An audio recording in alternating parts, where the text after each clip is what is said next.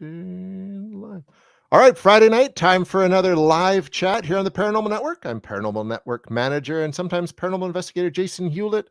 And joining me is Sharice Williams, a paranormal investigator, author, multimedia personality who brings a unique approach to the subject of the paranormal. She's written a whole book about it, and that's witchcraft and how it kind of belongs to all this phenomena. Sharice, welcome. Thank you for coming on.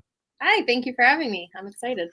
Well, I'm excited too because it's something, I've kind of followed your work through social media, and read your posts and I just thought it was high time to talk witchcraft on this stream and sort of the myths versus the realities and then how it applies to the subject of paranormal investigation that we're so passionate about. So I guess first off, how did you get onto this approach with witchcraft and the paranormal? So I think like most people who are interested in the paranormal, I have been interested in my entire life, like reading books as a small kid. About 15, 16 years ago, I started getting into investigating. And so I've been doing that. And then also it was about 22 years ago now, I started looking into witchcraft, which just kind of happened on accident. I was raised Christian and Catholic from both sides of the family. And so I was under the impression that witches were evil and demonic and they worship the devil. And I stumbled on a book that had a list of what witches are and what witches aren't. And I was like, this makes sense to me. Like, this is what I think spirituality should be. And so I just kind of started really diving into that and researching that and applying it to my life. And it wasn't really until a few years ago that I was like, I love ghost hunting and the paranormal. I love witchcraft, and I literally apply it to like every area of my life. Like, why aren't I like actively bridging these two things? And so I started to do that, and it was great. It really opened my mind. I've had great experiences. I just feel, like my ghost hunting career, whatever you want to call it, would not be the same without it. No, and that which makes sense. We'll get into that in a second. I just want to thank Jonathan and Matt and Anita for joining us. Hello to you all. So what was the first thing that really struck you when you started researching witchcraft that was so different than what you were taught to, other than, it was supposed to be demonic, right? Yeah. Which, I mean, with mainstream religion, always, if it's not part of Christianity, it's the other side. So Exactly. what else struck you immediately when you came across that? How practical it can be. There's different types of magic and there's different types of witchcraft. And I always say you can ask 50 witches, what does it mean to be a witch? And you're going to get 50 different answers, some completely drastically different than the others. But that's kind of what really struck with me, was just how personal it can be and how practical it can be. It doesn't have to be, sometimes it can be a huge ceremony ritual with lots of steps and things. But a lot of the time it's literally just going for a walk in the woods and paying attention to any like animals that cross your path and what's the symbolism of that animal, or, just kind of like meditating and connecting to your spirit guides. Like, it's very simple things that you can apply very easily to your life. And I think that kind of really stood out to me, because you always see like witches in movies and it's always very dramatic, and it's not always like that. So No, there's no brooms, there's no cauldrons, there's no. Well, there are. Okay. There are. Like, I have a broom. I have two cauldrons. But you don't need those. You don't need those things to practice witchcraft. Why do you think? What do you think has fed this stigma, though, about it being evil? Like, you know what I mean? Like, where, because that always comes from somewhere. Mm-hmm. What do you think has sort of fed it and popularized it? The church. Mm-hmm. Don't get me wrong. I don't want people coming for me. Like, yep. I was raised, one part of the family is devout Catholic. I have an aunt who is literally a nun. So I love people who love the church. But really, we can't deny that the church has demonized a lot of things that they don't like. And historically, going way back, if you look at a lot of the people who were accused of witchcraft, it was a lot of the time, it was men and women, but a lot of the time it was women that were very, independent. Maybe they owned property. Maybe they, kind of had their own business as healers and midwives. And people didn't like that. So how do you get rid of that? Oh, well, you must be a witch. Like, Mhm. no woman owns property. Only a witch could do that. You must have sold your soul to the devil. So that's kind of where I think it started. And then Hollywood, of course. I mean, I love a good witch movie and everything, but they don't really do anything helpful with the stigma against it. So No, and I think stuff like Blair Witch, in the story about the Bell Witch, even though mhm, that Bell Witch wasn't even so much about a witch, really, mhm, it kinda did kind of popularize that myth even more so. What I think from what I understand with witchcraft is it is very much like you say, it's of the earth, it's nature, it's very natural, which I think to me is a logical tie to the paranormal because mhm, everything I've researched and studied, the paranormal is just a natural part of the world around us. So I mhm. could see witchcraft as a way to kind of tie into that. Could you talk a bit more about that angle? Yeah. So I mean, when we're ghost hunting or investigating Bigfoot or aliens or anything, I mean, we're trying to discover things that mainstream science hasn't really discovered yet. And it's the same with magic. It's that same kind of energy. You know, if you're casting a spell, you can't really scientifically measure that or prove the effects of it. Um, so it's kind of, I feel like it works on the same, I don't know, same plane, same level or of existence. They all kind of exist in that same dimension. Um, and totally forgot where I was going with that. What was That's the great. original question? No, just sort of, yeah, because it's very witchcraft is very much with nature, and Oh, it's a yeah. very natural phenomenon, and Yeah, paranormal is as well, right? yeah. And I mean, you also look back, and a lot of the witches in history and stuff were communing with spirits. They were talking about spirits. I actually talk about it, self promotion, in my Go book, ahead. Which is which great. is Guide to Ghost Hunting. But I talk about the Witch of Endor, and that's like such a famous story, and she was communing with spirits and talking to spirits. And so witches and spirit communication have always kind of been there.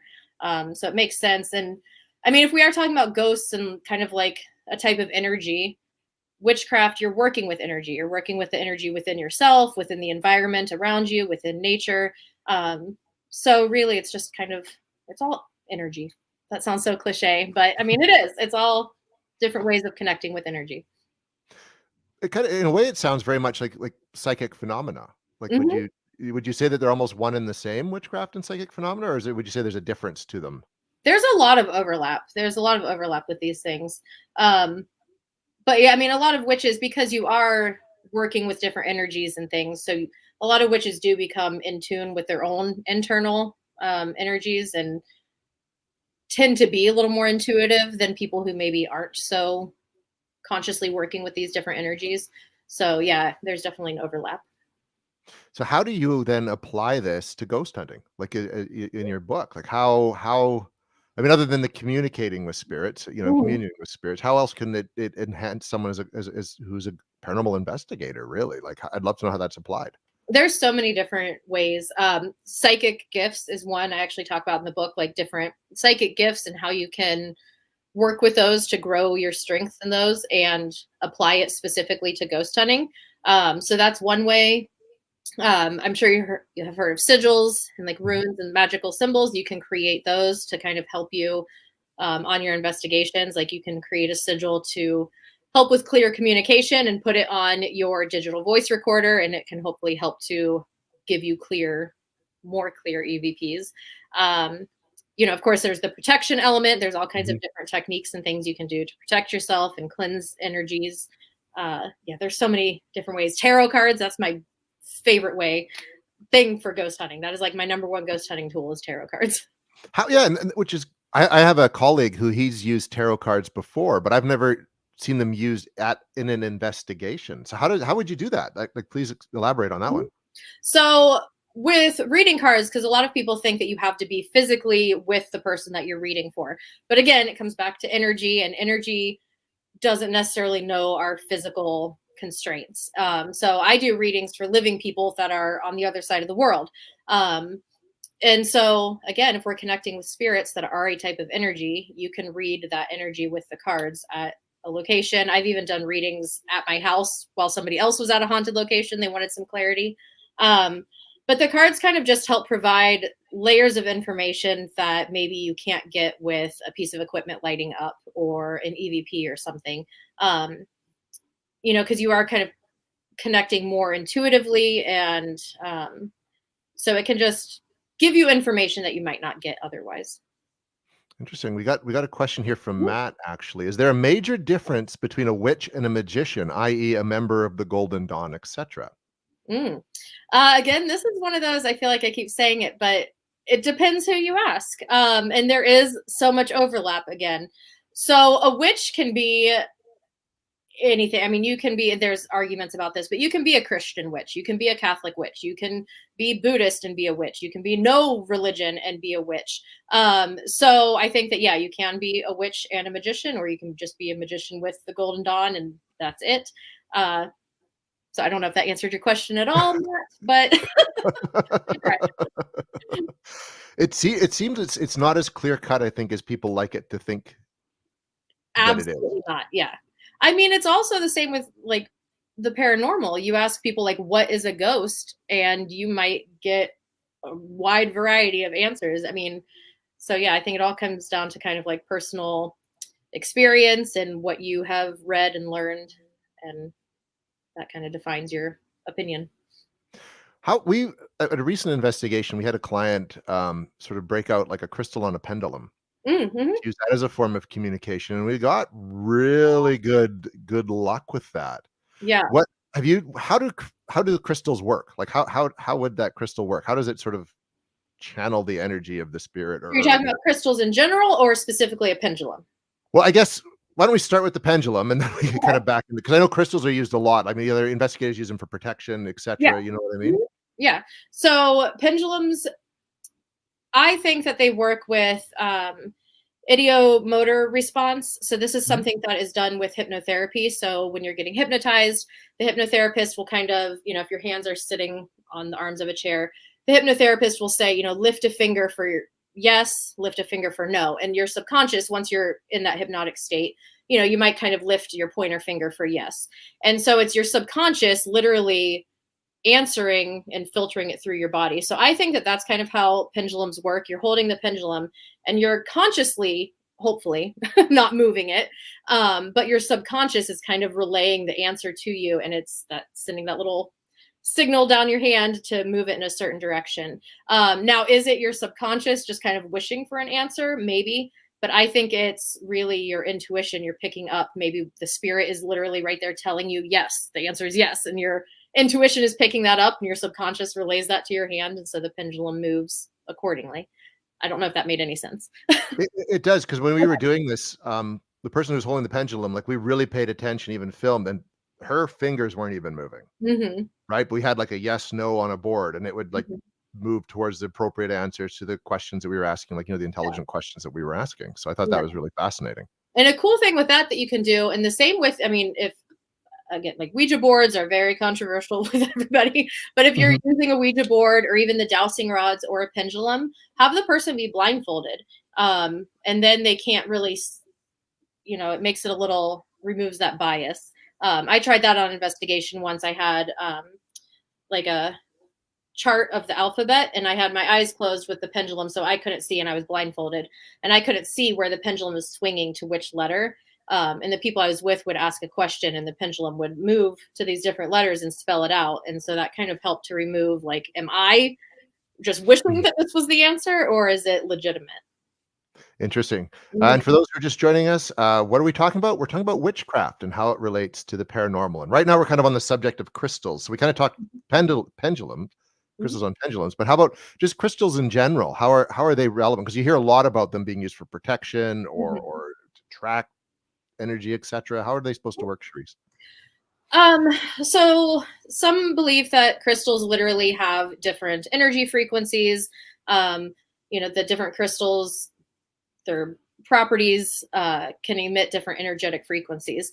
And I think that there is some truth to that. I mean, because we look at some electronics that have quartz crystals in them to help them work. So I do think that there is some truth to that. But then there is also the idea that it is just a placebo effect. But even if it is, I mean, things start in our mind and our minds are powerful and we can literally kind of shift our reality and shift energy. And this is part of witchcraft with your thoughts. So if you're holding this crystal and you believe with everything in you, that this crystal now kind of puts a protective bubble around me and nothing, no negative energy can get to me. Even if the crystal isn't doing that, I mean, I think it is helping and actually putting up sort of a force field around you. Your mind thinks it is. And so you are the one creating that energetic boundary. So I think whether it's literally the crystal doing it or it is the placebo effect, either way, it's working. Yeah, So, true. Good point.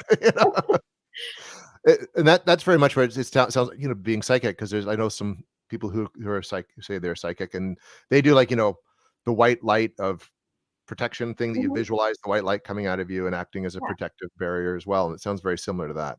Yeah. It's just some people really like to have like a physical, tangible thing to kind of help anchor their thoughts into this reality. Like I'm one of those people. I can do it just with my mind, but I do like to kind of have like a physical thing because I mean I am Mhm. a physical being, so I think it just kind of helps to like anchor the energy that I'm creating within my mind into this reality. I think that's really interesting. Rick here, cases where have been broken quartz crystals have been electrocuted. Have you ever heard anything where a But broken quartz crystal could cause someone to be electrocuted? I have not heard that. I've not heard like I wonder if they're saying like a broken crystal inside the electronic that then. Is that what you mean, Rick? That, like, a broken crystal inside the electronic that could cause that, or just like the energy kind of coming out if one of these quartz crystals is broken? I know there's one theory we're working on right now in terms of paranormal investigation. It's like sort of energy being trapped in the ground at a certain location, and that's why you're getting a haunting. You know what I mean? Like Yeah. that could possibly be it. So I So, don't know. What what other kind of ways have you applied witchcraft to the craft of being a paranormal investigator, Sharice? What other kind of methods or techniques have you used that have really helped you? trying to think of one that we haven't already talked about. Simple spells I've done. So at Indiana State Sanatorium, I've been there a handful of times. It's probably my favorite location ever. I was lucky enough to be one of the first teams people in there to investigate when they opened it for investigations, and I just really kind of, I mean, that place has my heart. And there are some kind of, iffy characters there that Mhm. aren't the most pleasant, but there are just a lot of very sad spirits there. Sad, lonely, scared. They just want to be remembered. They want to know that they're cared about. And that really, really stuck with me after I left there. And so the next time I went back, I created, and I actually have the sigil in the witchcraft setting. You're very good at You that. have sigils that you can use. But I created a whole little ritual with a sigil and different herbs and to just create like a safe space for the spirits there. And I think that it really did something, I think. Mhm. But so this is a space that even after I've left is where the spirits can go to like kind of feel safe and feel that like loving energy. So there's a lot of different ways that you can do little rituals and things like that. We do talk a lot about like cleansing the spirits and kicking them out of a location and like protecting yourself.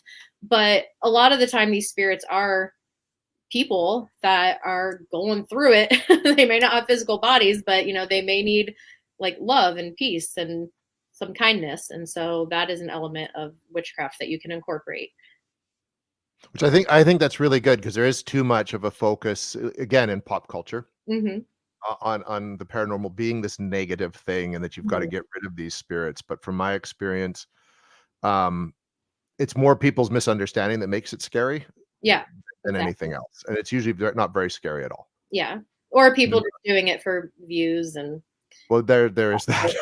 unfortunately, but yeah, I mean, don't get me wrong, there are some times where you have moments where you're like, "What the heck?" And I Yep. mean, I've had moments where I've had to like physically remove myself from a location to like cleanse my energy and like ground my energy again, or even kind of help like pick off the energy of investigators that I'm with because they're feeling like something's kind of like encroaching on them. So yeah, I mean, it isn't all sunshine and rainbows and like let's give the ghosts hugs, but it's not it's not so doom and gloom all the time. No, very rarely from Yeah, from my experience. exactly. Rick, following up, says, "No, they were killed by breaking the crystal," this person. Wow. I would love to see like a link for a story for that, or I have not heard that.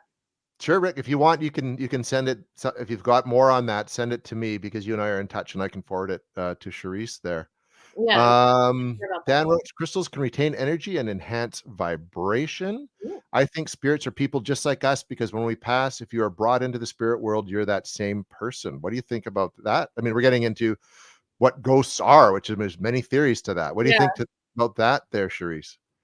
Oh, I think that there's so many types of ghosts that what we could call a ghost. I think ghost is such a big umbrella term, and there's so many underneath that. You know, we have residual hauntings, which I think most people know about, of just kind of like a replay. We do have the conscious spirits. From my experience, the spirits who are basically like a person died and then it's their spirit that's left over and they're fully conscious, fully aware. I feel like that is a lot more rare than people might think. There's something that I've been working on. I don't know, so I would love to know if you've actually heard of this theory. I've been calling them fragment hauntings. Mhm. So in like shamanism and different spiritual paths, there's a belief that when you go through something traumatic or uncomfortable, and it doesn't have to be something major like, you know, you were beaten. It could even be just you were really embarrassed. But like different pieces of your energy kind of fall off. They fragment from your whole essence, and just kind of get left in that space. And I think that a lot of hauntings are these fragment hauntings, which is you're communicating like, so that fragment has your memory and it has the memory of what happened and it knows who it is, but it doesn't, it's like kind of frozen in time, if that makes sense. It's kind of like Mhm. a difference between, or something in between residual and a conscious haunting, intelligent haunting.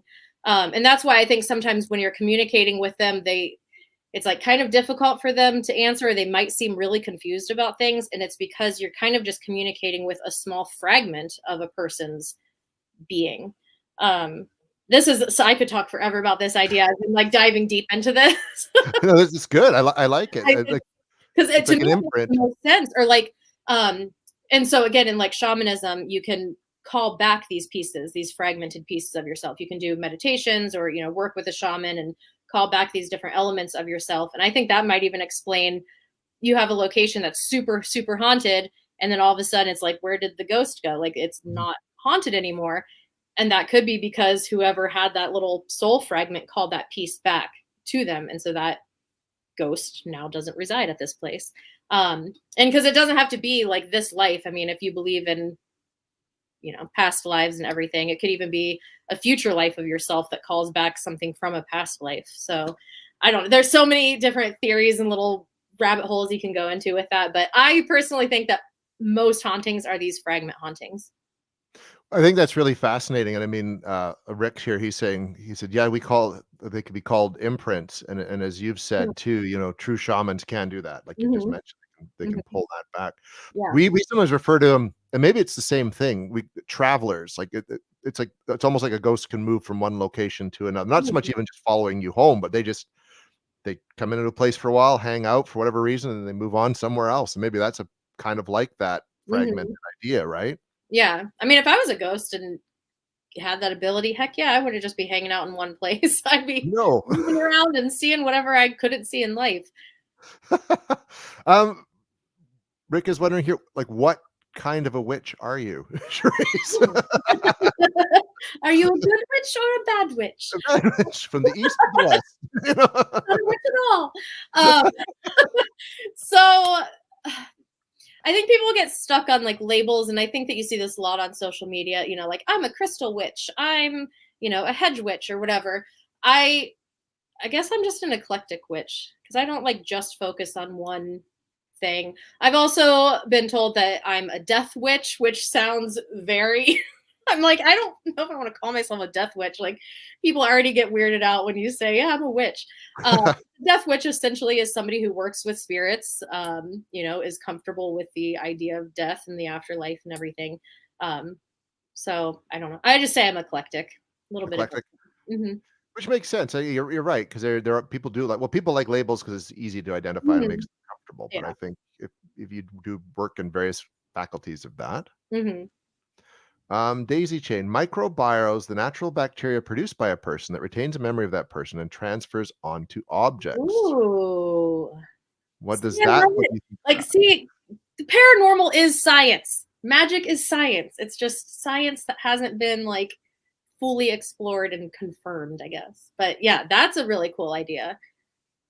I I like think it is, and I think it ties, it's almost like it's more biological, like when we were talking about, like, how rocks can retain energy, it's more of Mhm. a biological form of doing that Yeah. as well, which I think, like you say, we were talking about earlier, ghosts can be very, that is a broad term to explain a whole bunch of different phenomena Mhm.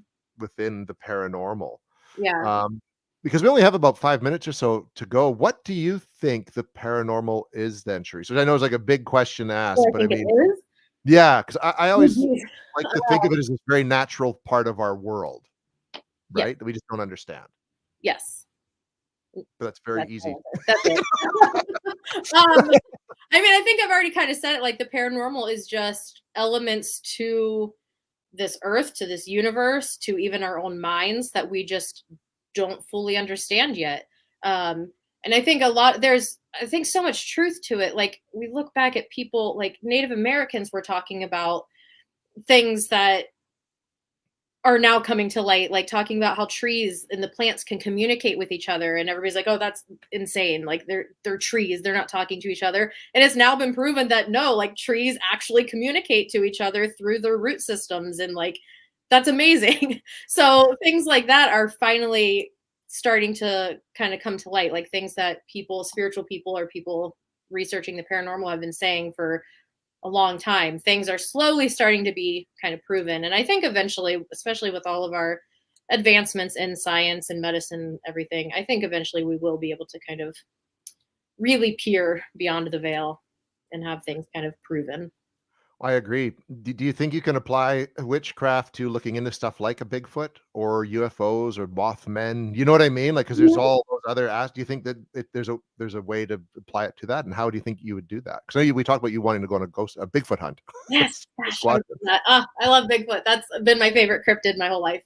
Um, so yeah, and I think the cool thing with witchcraft is like once you start learning about witchcraft and you kind of start applying it to your life and you start to see like these different little synchronicities start to happen, it really kind of helps to expand your mind as a whole, and you begin to start to think of the paranormal from these different perspectives that you might not otherwise. And then you do kind of start to see how so many things are connected. Like, is Bigfoot a ghost? Like, Mhm. there's so many different avenues and it all just kind of intertwines. So yeah, and I mean, kind of like what we're talking about with tarot cards, you can read the energy of a space for tarot cards. I haven't read for Bigfoot, but maybe I could try pulling some cards for Bigfoot out in the woods. Like, That'd be cool. I mean, sigils, you could use sigils to communicate with different beings. Yeah, so it's all their own individual things, but they're also all connected too. Which I think that's awesome, Sharice. Well, I guess sort of if you have one final kind of statement in regards to witchcraft, what would you want to tell our audience here? Sort of one final statement about what witchcraft is and how, other than yes, the book. Get my book.